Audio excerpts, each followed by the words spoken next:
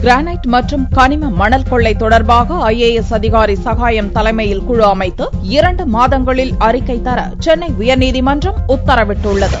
தமிழகத்தில் சட்டவிரோதமாக கனிம மணல் கொள்ளை மற்றும் கிரானைட் முறைகேடுகள் தொடர்பாக விரிவான விசாரணை நடத்த கோரி சமூக ஆர்வலர் டிராபிக் ராமசாமி சென்னை உயர்நீதிமன்றத்தில் மனு தாக்கல் செய்தார். வழக்கில் மதுரை கலெக்டராக சகாயம் இருந்தபோது கிரானைட் விவகாரத்தில் அவர் மேற்கொண்ட நடவடிக்கை மற்றும் அவரது இடமாற்றம் குறித்தும் ராமசாமி குறிப்பிட்டிருந்தார். இவ்வழக்கு சென்னை உயர்நீதிமன்றத்தில் வியாழனன்று தலைமை நீதிபதி SK கவுல், புஷ்பா சுப்பிரமணியன் ஆகியோர் கொண்ட முதல் அமர்வில் விசாரணைக்கு வந்தது. அப்போது நீதிபதிகள் அரசு தரப்பு வக்கீல் மூர்த்தியிடம் ஒரு கலெக்டரை ஏன் அவ்வப்போது இடமாற்றம் செய்கிறீர்கள் என்றும் மாவட்ட நிர்வாகம் எப்படி நடக்கும் என்றும் கேள்வி எழுப்பினார். மேலும் ராமசாமியின் மனு தொடர்பாகவும் நீதிபதிகள் கேள்வி கேட்டனர். இதற்கு பதிலளித்த அரசு வக்கீல் அரசிடம் கேட்டு பதில் சொல்வதாக கூறினார். இதை ஏற்றுக்கொள்ள மறுத்த நீதிபதிகள் தங்களுக்கு அதிகாரம் இருப்பதாக கூறி கிரானைட் முறைகேடு மற்றும் கனிம மணல் கொள்ளை குறித்து IAS அதிகாரி சகாயம் தலைமையில் குழு அமைத்து 2 மாதத்தில் அறிக்கை அளிக்க உத்தரவிட்டனர்.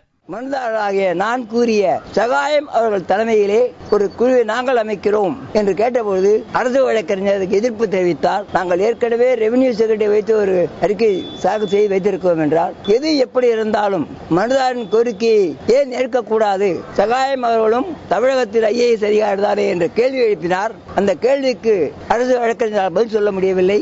உடனடியாக தலைமை அவர்கள் நாங்கள் அவரை நியமிக்கிறோம், 2 மாத காலத்திற்குள் தமிழகம் பூராமல் அனைத்து குவாரிகளையும் கனிம வளம், மணல், செங்கல் மண் எந்த குவாரியா இருந்தாலும் அதன் அறிக்கையை 2 மாத காலத்துக்குள் அவர்கள் அறிக்கையை தாக்கல் செய்ய வேண்டும் என்று உத்தரவு என்று பிறப்பித்திருக்கிறார்கள். இவ்வழக்கு அக்டோபர் 28ஆம் தேதி ஒத்திவைக்கப்பட்டது.